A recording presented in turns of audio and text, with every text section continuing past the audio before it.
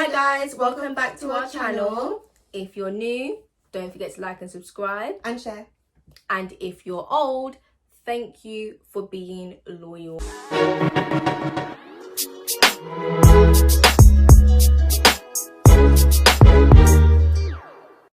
As you can see, we have a guest Special guest. Special guest with us today. Would you like to introduce yourself? Hey everyone, my name's Tunji and this is my twin and this is my older sister. Yes. So guys, today's video is everything to do with A-levels and just the different ways A-level results they can go. There's obviously a few ways it can go, and we just want to basically give advice on that because funnily enough, all three of us have gone through different experiences with A-levels, and I feel like this is the right time because A-levels literally right around the corner, so why not do a video on it? Okay, let's get straight into it. So we're going to talk about unconditionals. So an unconditional offer is basically when you already met the entry requirements of the university, and irrespective of whatever grade you get on results day, it doesn't affect your place at that university.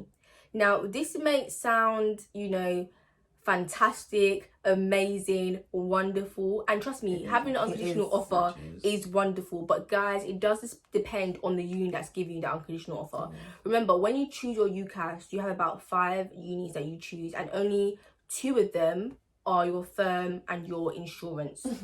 But it really does depend on the universities that you choose to be your firm and insurance. Your insurance may be the one that gives you unconditional, but your insurance may be the uni you truly do not want to go to. So guys, just be careful when choosing Ucas options. Now, just because you have unconditional does not mean you now have to slack and not revise. You gotta work hard. You got to keep on going, keep on revising, keep on practicing for those questions that may come up in the exam. Of course, unconditional is good, but still keep on working hard. I got an unconditional offer, and Of course you did. Basically, guys, I'm not gonna lie, the only reason why I took it is because A-level was really stressful for me, and I thought to myself, you know what, let me just take it. Let's release some of this stress. I know that I've got this place at this university. My grades are not going to affect that. And my grades were decent. Don't get me wrong, guys. But I thought, you know what? Let's just stop some of this stress that's happening to me. And guys, stress can kill. Stress can affect the body way more than you think it truly can. So I thought, you know what? Let me just take it. So that's why I took it. And I finished university literally a few months ago. So unconditional is good, don't get me wrong, but obviously it depends on the university that's giving you that unconditional offer. So just be careful when choosing your Ucas options. No, you actually should have seen T, like when we were revising together, like we'll just be doing maths, and then like literally one point she'd be like, I don't need this. I got unconditional offer, and she goes to sleep.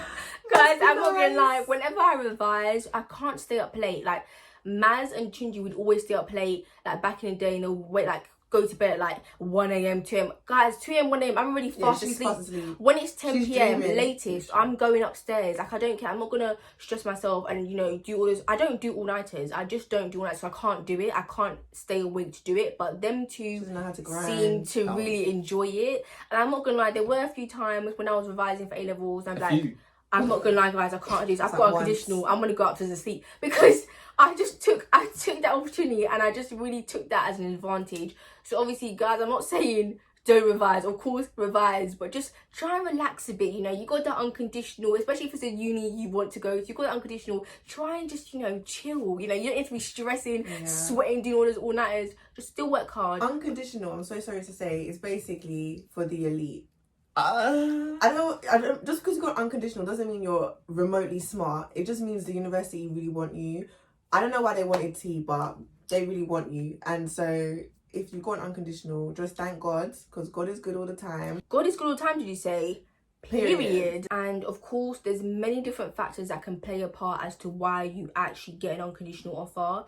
Things like your personal statement, your predicted grades for A-levels, and your actual grades for GCSEs. They can all play a part.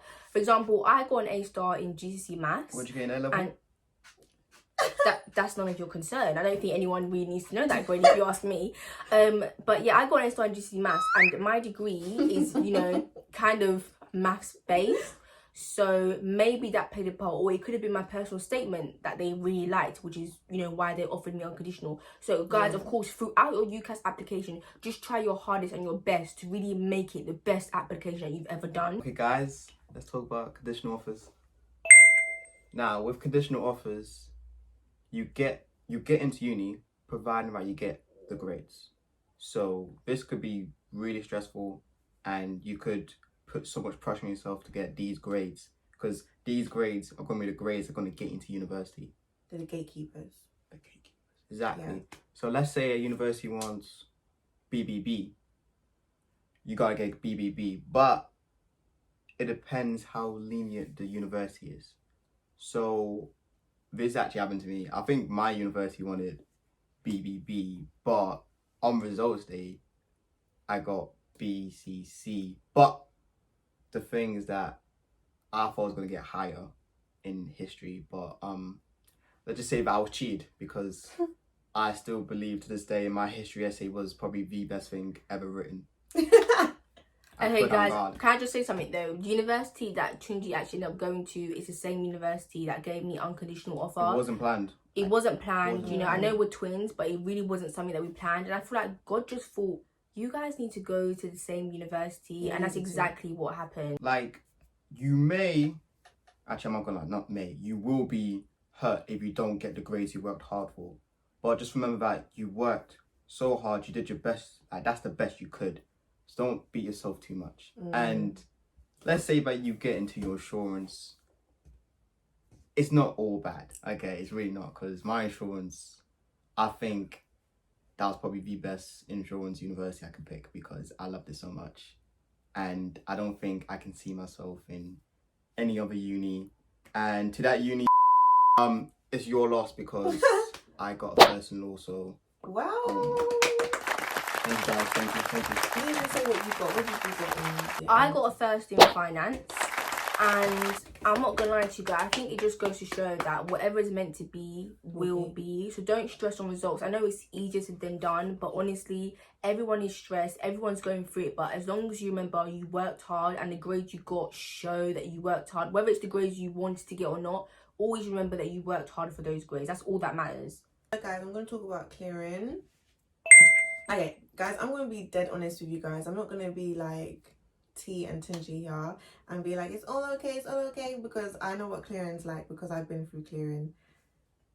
Exam results day. The tears that I shed was enough to fill the Nile. Like, I woke up on results day, I opened my Ucas, I did not get anywhere.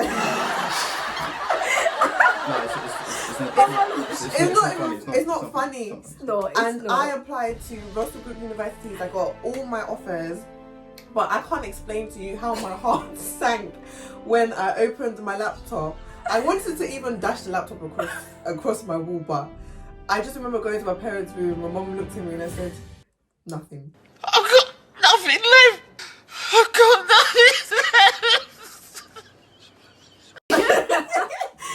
But what I'm gonna say is I do agree, it's a very stressful day, but just make sure that you're calm and you're collected, because you're definitely gonna find somewhere. The first thing to do is go to your college or your sixth form and find out what results you actually got, and from there you can move forward. So when you get there, depending on which institution you go to, they will have different stations that will help people who are doing clearing.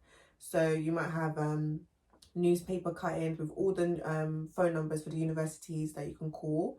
And I'm just going to say, for clearing, it's really important that you guys keep an open mind, because there's some universities that you would have never heard of, there's some courses that you would have never considered, and there's just different things that come into play on that day. Like, I understand it's very stressful. You see all your friends get in their places, all your friends are excited about where they're going, and you don't even know where you're going, you don't know what you're doing, but it's fine. Also, another thing, actually, bring your charger with you, because oh my god, good tip. Bring a charger and a pen and like a piece of paper and the pad. Bible. Do you know what I mean?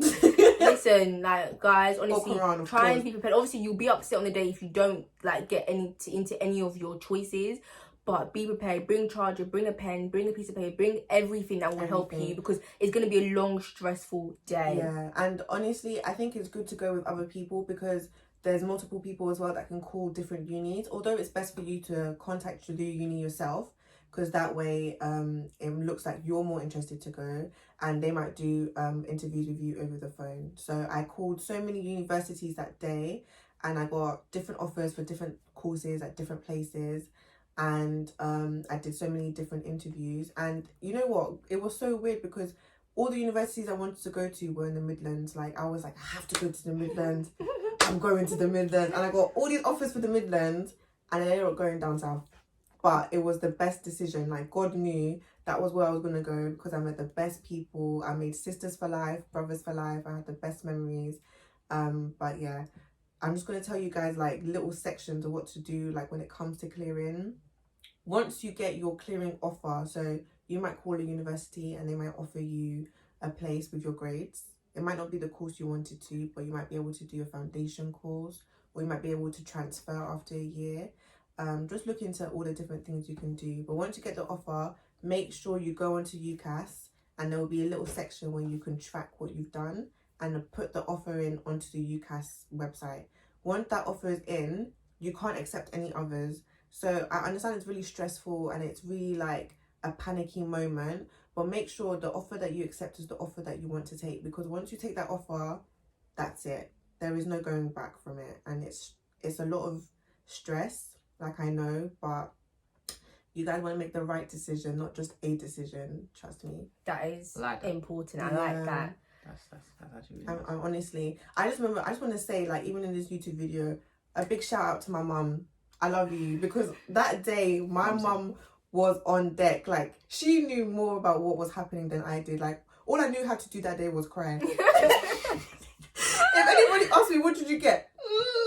And it's not like my results were poor. My results were actually okay, but for the universities I applied for, my results didn't make the cut. And that's why when you said before, applying to different balance of unis, I think it's really important. Like, guys, we're not saying don't like have high expectations of yourself. Of course, apply to good universities, especially believe in yourself. Exactly. But be realistic. Be realistic.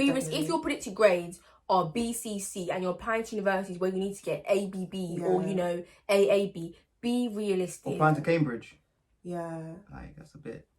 I mean, there's so many people that can apply to Cambridge and Oxford. I feel like if you can do it, definitely do it. My predicted grades were like AAB, but ask my siblings, even after I had done my exams, this was before results day, I would come home and cry. I would tell them, I failed chemistry. They were like, you haven't got your results. I'm like, trust me, I failed. Like, it's mad, but I couldn't imagine myself going to another university. I couldn't even imagine placing myself, like, doing the course that I didn't do now. But I think sometimes in life, like, things happen and don't go exactly the way you planned, and that's fine. That's absolutely fine. But I just think for A-level, you guys should be 100% proud of yourself, because it's one of the hardest things I've ever done in my life. This sounds really weird, but I honestly feel like A-level was harder than university. Honestly. I've got a master's degree. Even after all that crying, I managed to graduate with a master's. The P1. I'm not as smart as these people, but, you know, I got a master's, so it's fine. But after all of that crying, all of that clearing, this is where God has said, this is where you're going to be. This is how it's going to be, and I wouldn't change it for anything. So. And just to round everything up, guys, I know this is different for A-levels because you didn't actually get to sit your exams.